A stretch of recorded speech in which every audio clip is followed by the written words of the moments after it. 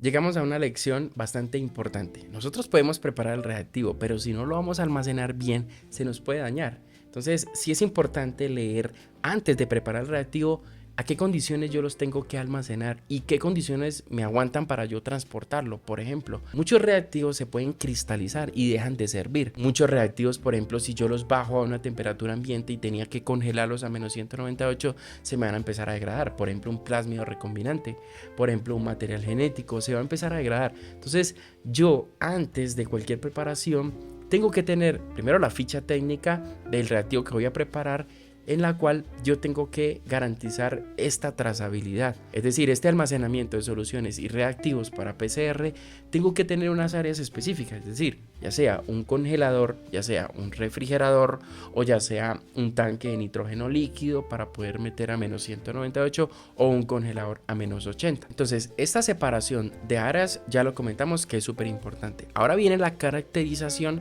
de los equipos para que me puedan mantener esta temperatura, porque no es lo mismo tomar una temperatura en la parte superior del congelador a la parte inferior. Por eso es importante antes de una preparación de reactivos que se caracterice este equipo, es decir, aparte que se calibre el termómetro que nosotros vamos a utilizar para caracterizar, lo haga un departamento de ingeniería.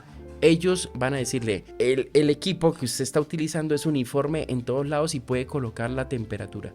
Algunos reactivos son críticos al almacenar, por eso tenemos que garantizar de que este reactivo se va a almacenar por X cantidad de tiempo en estas condiciones de temperatura. Los reactivos sólidos o líquidos a temperatura ambiente entre 18 y 22 grados Celsius los vamos a colocar en un stand. Los sólidos aparte de los líquidos vamos a poderlos identificar. Muy importante, tenemos que tener los extintores al lado. No podemos colocar estos extintores en la entrada del laboratorio cuando estos están al final. Los reactivos tenemos que tenerlos muy cerca porque algunos reactivos son inflamables. Por ejemplo, sólidos o líquidos refrigerados o congelados. Entonces se debe considerar el tipo de reactivo, si se cristaliza a bajas temperaturas o requiere alguna protección de luz.